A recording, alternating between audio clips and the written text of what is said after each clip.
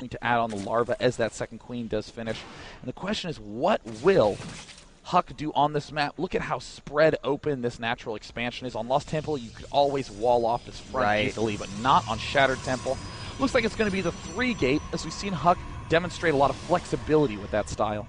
Yep, and we got got Chrono Boost on the Warp Gate that's coming out. We've got the Creep Tumor going down. Queen now migrating over to the natural expansion with some drones following right behind. Again, speed about halfway done. It's going to end up finishing right around that normal time. Those initial Zerglings were actually chased out of the natural there by Huk. He puts down the pylon at his ramp, and that could be an indication of an expansion here. We'll probably see Idra try to get a couple more units, maybe a few more Zerglings to peek in there and see exactly what's going to happen, as it does look like the Nexus has gone down while the lair starts, and of course the Roach Warren coming up. Idra, again, amazing consistency. I mean, for any Zerg player struggling with this matchup, you can literally copy this opening straight to the 6-minute and 30-second mark and have phenomenal timing on all your upgrades, your lair, your Roach Warren. Huk's going to be doing the usual early expand with plenty of sentries, but I do love this one extra stalker that was thrown in there, so he can deal with the Zergling harass a little bit more easily. Zerglings coming in, poking away. See that pylon. Did manage to see that the Nexus is warping in as well. Forge going down and a gateway. And again, not really going for a complete wall off, but making it much more difficult for those Zerglings to maneuver in, give them one single path to follow. Now, there is a spot here, that they can go through, so potentially we could see another building going there. It looks like he's going to move out. Some amazingly lightning speed force fields picking off 4 Zerglings immediately. And I love that little play because Huk can easily retreat, but it looks like he might not have that intention at all. We do see 6 roaches popping out right now for Idra. No upgrades quite yet, just purely defensive play. And Huk is doing a great job of manipulating these open spaces. Yep, and he will choose to return back to base wisely as he gets +1 attack. More roaches coming out. And right now this supply 52 for Huk and 60 for Idra. A little wall there that, again, you can funnel units through. That extra gateway is down. Took the gas and then actually canceled that. And also haven't seen Huk go for any sort of forward pylon quite yet. Sometimes we see him put it down very, very early in the matchup. But if I'm not mistaken, I see Idra taking out the rocks to his gold there with those roaches. So potentially going to expand there for a quick third? No.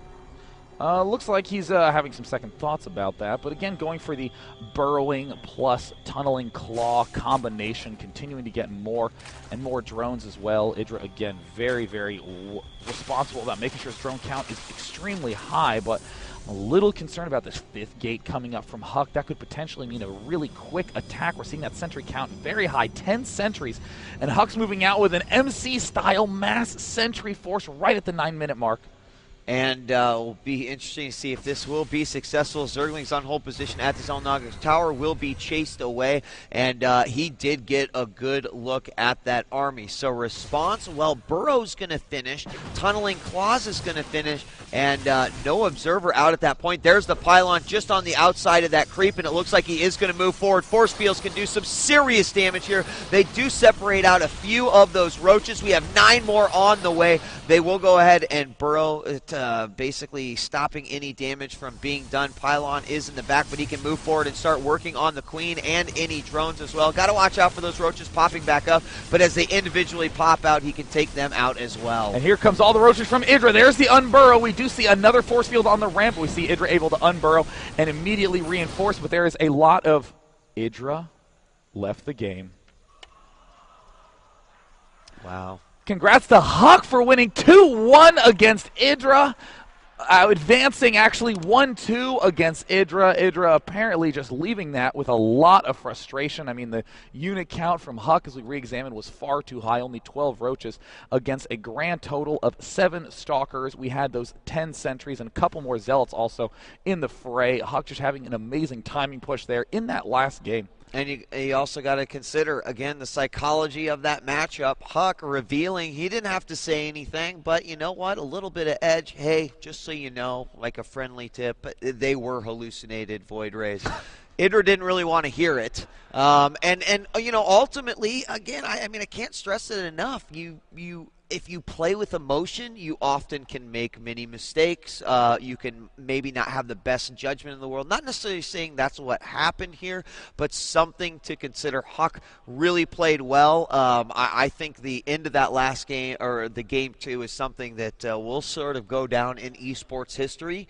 So I'm glad that we had this history lesson, Day 9. Yeah, to get the chance to see it live, because of course when we were commentating the matches up here, Idra versus Huk was going on out there. We had no idea that that was the outcome. I mean, I think a lot of people thought that the Greater Spire dying due to the fact that there was no creep was going to be the big topic of the day, but as it turns out, the hallucinated Void Rays, a brilliant little play there by Huk, ideally to help him get a little bit of a tactical advantage, but I don't think he realized how ideal the outcome could be.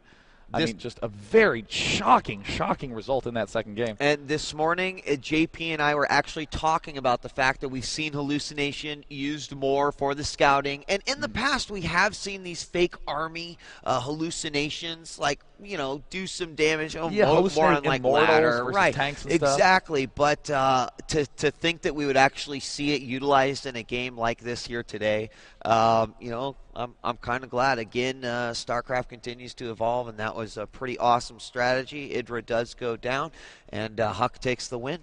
So, pending the outcome of Kiwikaki versus Huk, we will see who that #1 seed is, and that will wrap up the casting coverage for the day.